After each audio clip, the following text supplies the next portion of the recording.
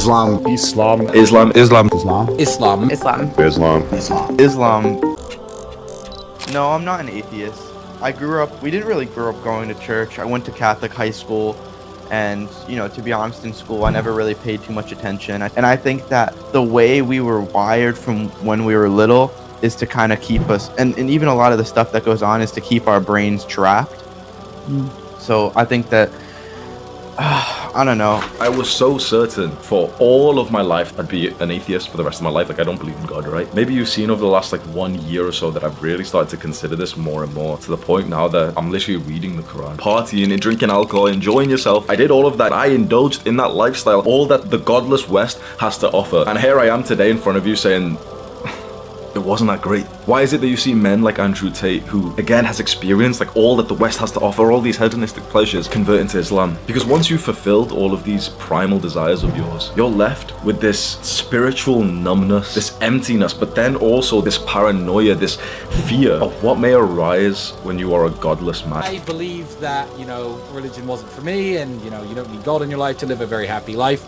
Until I started to look around at what other atheists were doing. So imagine joining a team of people, essentially, and looking around at your teammates, and you see people bragging about how many abortions they have, people with purple hair talking about how being a minor attracted person, or as I like to call them, a pedophile, is a sexual orientation.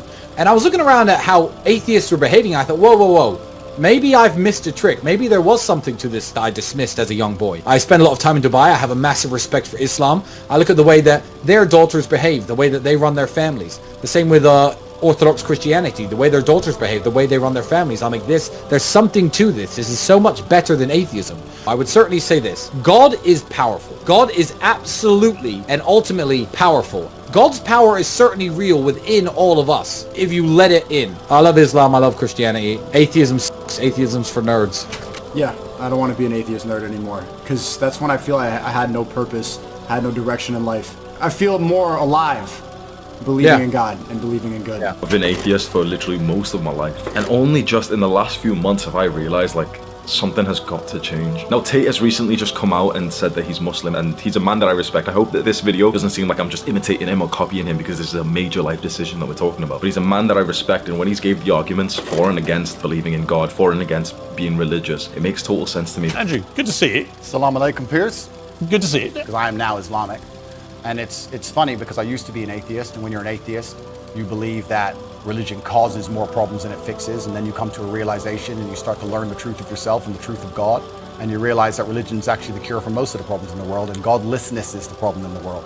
So I believe that Islam is beautiful. I believe it's the last true religion on earth, and I think it has the solutions to a lot of the problems we're facing in the world today.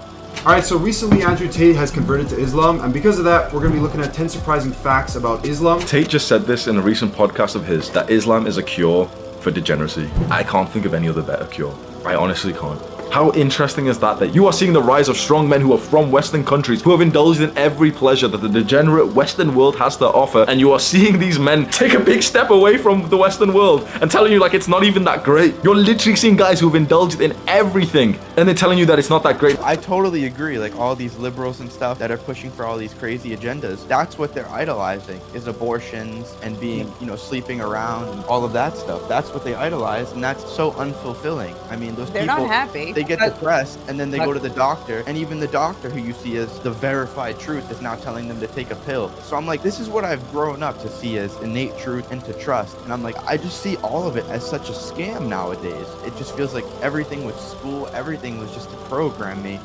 So even if it's not in the sense of I'm trying to find the truth and, what prophet said this, I'm just trying to find the actual truth of what's around me. You know what I mean?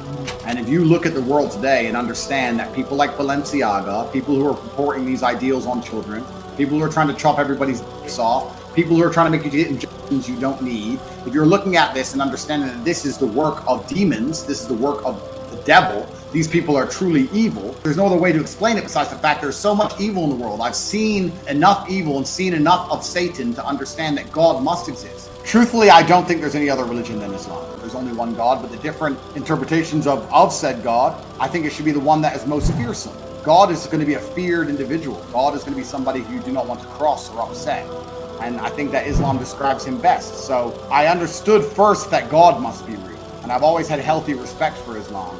And if you look at a lot of the garbage coming out about Christian preachers now in America who are trans, and Christian preachers with gay flags on the church and all this insanity, I think that Christianity's lost its way. So if I believe in God and Christianity's lost its way, then I've been shown the truth, and the truth must be Islam. I like the respect that Islam promotes, and I think in the West I agree with Tate. The comparison is that you could walk around with the shirt that says Jesus is gay and nobody will blink an eye. I've had one-on-one calls with people and they said like, yeah, I'm going to a party that's twerking for Jesus, and I'm like, what? And being anti-Christian is marketed as it's fun. Like the rappers are all like dropping crosses in their album covers and on screen. They use Satan to promote their music. It's anti-Christian in the West is a fun thing that people use. It's an aesthetic choice. But I like the fact that Islam doesn't tolerate any of that.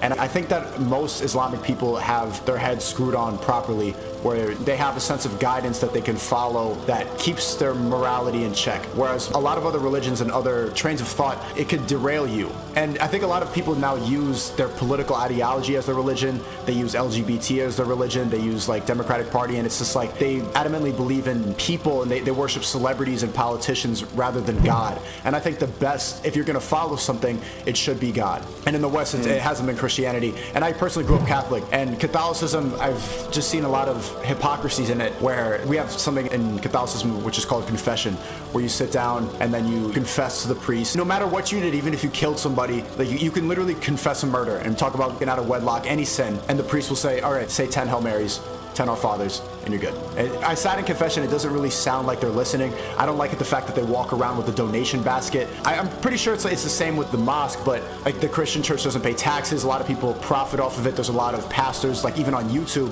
some of the most highest super chatted channels on YouTube are Christian pastors. And I've just seen the way that they flock to it. It just seems false. And it seems like they worship a lot of false idols, and people use Christianity for the wrong things. But Islam seems the most grounded, and it seems like it promotes family values and conservative values more than most people that I've spoken with.